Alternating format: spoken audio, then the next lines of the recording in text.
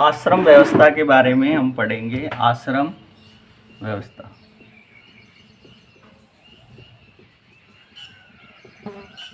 हिंदू समाज में व्यक्ति का एक चरम लक्ष्य धर्म के द्वारा मोक्ष प्राप्त करना। ये आश्रम व्यवस्था हिंदू धर्म में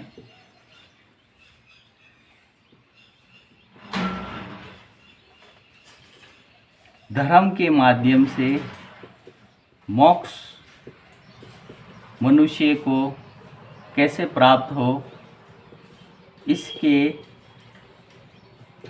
प्राप्ति के लिए हिंदू धर्म के जीवन को आश्रम व्यवस्था में व्यवस्थित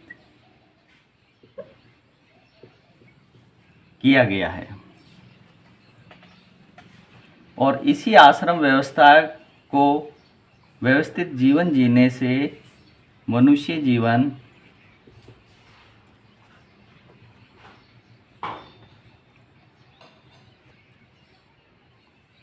मोक्ष की प्राप्ति कर सकता है। इसी प्रकार मनुष्य के जीवन काल 100 वर्ष माना गया है। 100 वर्ष में जीवन के 4 आश्रम निर्धारित किए गए हैं। प्रथम आश्रम ब्रह्मचर्य आश्रम।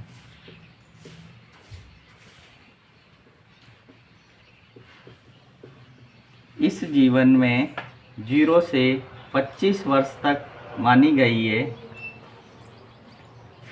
इसमें मनुष्य के जन्म से लेकर शिक्षा प्राप्त करने का कर्म करने का प्रावधान किया गया है।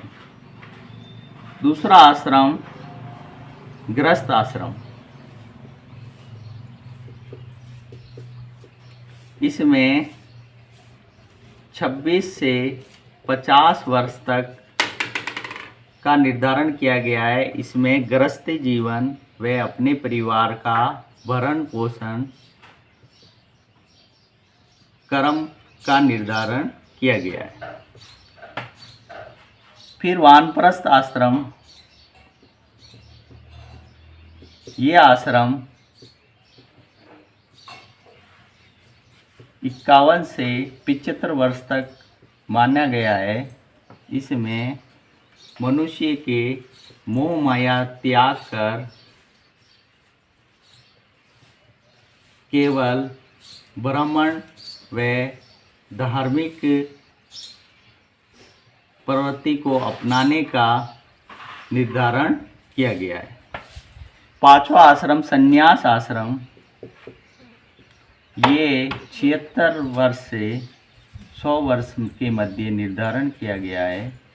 इसमें समस्त मोह माया त्याग करने का प्रारंभ व ईश्वरीय भक्ति में लीन होने का प्रावधान किया गया है।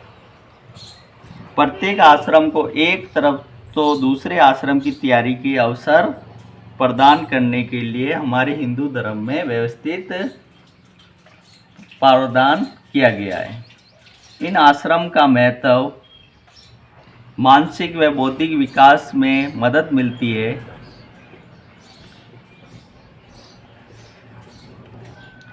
आश्रम व्यवस्था मनुष्य की मानसिक और बौद्धिक उन्नति की सहायक नहीं। मनुष्य आश्रम व्यवस्था के अंतर्गत अपने विविध कार्य व दायित्वों का निभाकर मानसिक संतुष्टि प्राप्त करता है। अर्थात अपने दायित्व पूर्ण रूप से निभाने से मनुष्य को स्वयं की संतुष्टि भी मिलती है। दूसरा, जीवन के विविध पक्षों का विकास। विविध पक्षों का विकास आश्रम व्यवस्था में ही प्रावधान से संभव है और आश्रम व्यवस्था से कल्याणकारी जीवन का विकास संभव है। अर्थात आश्रम व्यवस्था से मनुष्य की लौकिक तथा पारलौकिक जीवन की संतुष्टि संभव थी। अतः ये व्यवस्था मनुष्य के कल्याणकारी जीवन के विकास में सहायक है। आश्रम व्यवस्था चौथा, व्यक्ति और समूह के परस्पर संबंध का निर्धारण भी करता है। व्यवहारिक जीवन में आश्रम व्यवस्था का किस प्रकार उपयोग कर सकते हैं? व्यवहारिक जीवन में